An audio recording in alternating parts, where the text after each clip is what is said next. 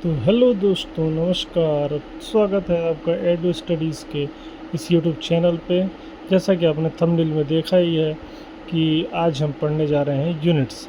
Units एक बहुत ही important topic है फिज़िक्स का। इसके बिना आप फिज़िक्स को पढ़ना आपके लिए आसान नहीं होगा क्योंकि यूनिट्स मैटर्स। तो आइए हम इसको स्टार्ट करते हैं। आज मैंने एक ये रिटन फॉर्म में एक मंगा लिया है ताकि हमारा टाइम बचे, और कुछ दिन थोड़ा व्यस्तता के कारण हमें ऐसे ही मैं नोट्स के हिसाब से ही आपको पढ़ा दूंगा, नोट्स बना के। तो आइए शुरू करते हैं बिना टाइम वेस्ट किए यूनिट्स चैप्टर को। हमारे फिजिक्स क्या है? फिजिक्स एक ग्रीक वर्ड है जिसका नाम फ्यूसिस होता है, यानी नेचर। फ्यूसिस का मतलब होता है नेचर।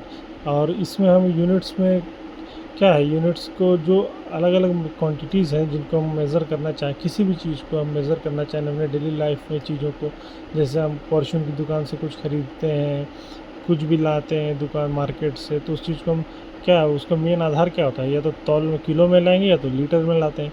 तो ये सब होते हैं यूनिट्स। ये सब इन्हीं सब के आधार पे हम संतुष्ट होकर आ पाते हैं कि हाँ यार, मैंने जो चीज़ लिया है वो मैं सेटिस्फाइड हूँ कि जो मैंने पे किया है उसी के अनुपात में मुझे वो सामान मिला है। और जो सेल करता है वो भी उसी चीज़ को मापदंड मानता है, हम भी, और जो ग्राहक है वो भी उसी चीज़ को मानता है। तो उसमें ये कैसे डिफ़ाइन होता है, कैसे वो एक यूनिट्स है, यूनिट के बेसिस पे ही डिफ़ाइन हो पाता है कि भाई जो बेच रहा है वो उसने सही बेचा है, जो ख़रीद रहा है उसने सही ख़रीदा है, जितना उसे चाहिए, जितना क्या उसने पे किया है। तो क्वांटिटीज़ यही हैं क्वांटिटीज़। जैसे कि क्वांटिटीज़ कई प्रकार की होती हैं, मेनली तो 7 प्रकार की होती हैं। उसमें से कुछ हैं जैसे लेंथ। तो लेंथ इसका मैग्नीट्यूड है, मान लीजिए 1000 में क्वांटिटी 1000 है तो उसकी यूनिट क्या होगा, किस में मेज़र करते हैं? मीटर में मेज़र करते हैं और किलोमीटर में मेज़र किया जाता है।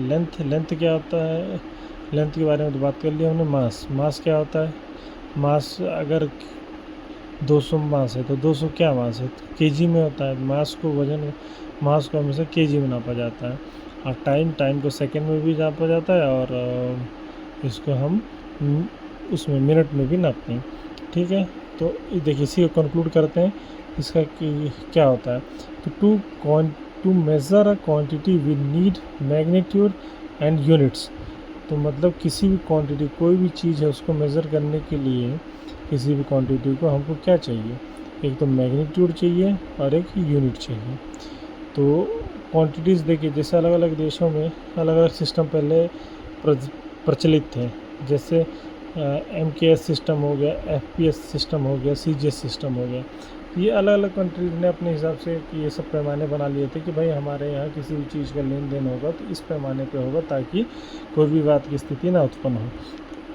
तो उसी तरह चलता था पहले। लेंथ को मान लीजिए MKS सिस्टम में आप मापने जाएंगे तो मीटर में मापा जाता था।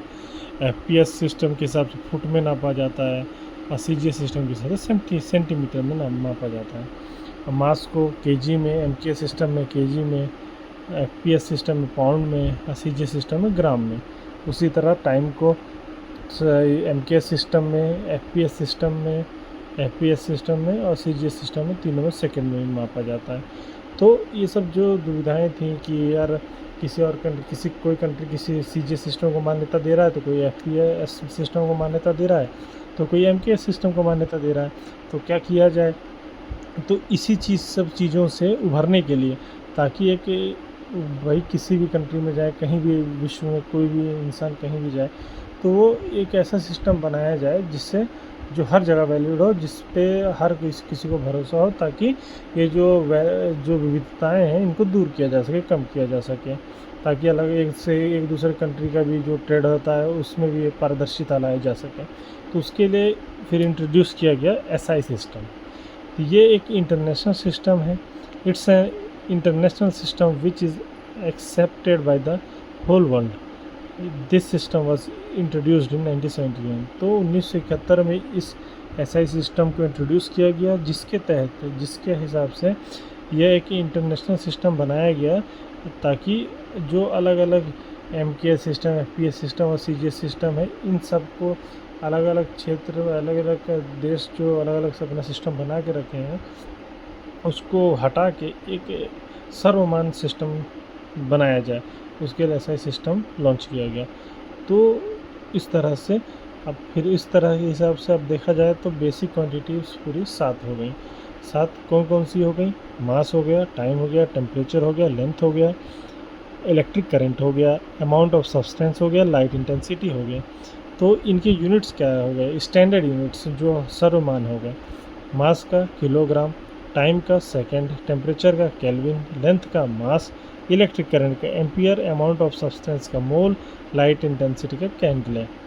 तो ये जो बेसिक सिस्टम SI सिस्टम बनाया गया उसके हिसाब से जो 7 बेसिक क्वांटिटीज़ हैं उनके यूनिट्स डिफाइन किए गए ताकि जो अलग अलग सिस्टम थे MKS सिस्टम, FPS सिस्टम और CGS सिस्टम, इनका ज़रूरत ना पड़े और एक ऐसा सिस्टम बन गया जो हर जगह मान्य है। पूरे विश्व में कहीं भी जाएं, कोई भी एक देश दूसरे देश से ट्रेड करता है तो भी मान्य होंगे और ये सर्वसम्मति से इसको अपनाया गया पूरे विश्व के द्वारा। इसके बाद आ जाते हैं हम आपका, ये है आपका डिराइव्ड क्वांटिटीज़। तो डिराइव्ड क्वांटिटीज़ ये इनफाइनाइट है, जैसे कि स्पीड हो गया। स्पीड हम बचपन से पढ़ते आ रहे, स्पीड इसको डिस्टेंस अपॉन टाइम। तो डिस्टेंस को किस स्टैंडर्ड फॉर्म में किस में मेज़र करेंगे? मीटर में। टाइम को सेकंड में। तो मीटर पर सेकंड ये स्टैंडर्ड यूनिट हो गई स्पीड की। तो ये डिराइव्ड क्वांटिटीज़ में आ गया। और जो supplement quantities they are 2 in numbers.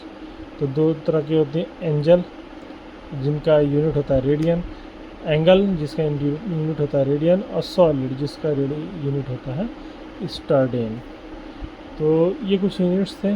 तो दोस्तों आज इतना ही रखते हैं, फिर आगे हम इसमें जैसे पहले यूनिट्स हमारा पहला यूनिट टॉपिक स्टार्ट हो गया है, इसी के बाद आगे हम मेज़रमेंट पढ़ेंगे, इसी की तरह हम बढ़ते जाएंगे। तो दोस्तों अगर ये क्लास मेरी आपको पसंद आई हो तो आप यूट्यूब मेरे चैनल एडू स्टडीज़ को लाइक करें, फॉलो करें, सब्सक्राइब करें। और जिनको अगर आपकी ज़रूरत हो, आपके जान पहचान में कोई जिसको ज़रूरत हो इस यूनिट के चैप्टर में, जिसको दिक्कत रही हो, वो इस चैप्टर को प्रेफर कर सकता है, इसी वीडियो के गो थ्रू कर सकता है और अपने डाउट्स दूर कर सकता है। कुछ भी जानकारी या कोई भी टॉपिक आपको पढ़ना हो फिजिक्स का, जिसमें डाउट होता हो, आप मुझे कमेंट सेक्शन में लिखिएगा। मैं ज़रूर कोशिश करूँगा कि उसका मैं आपको रिप्लाई कर सकूँ और वो टॉपिक लाके आपके डाउट्स को दूर कर सकूँ। तो till then, thank you, have a nice day, bye bye.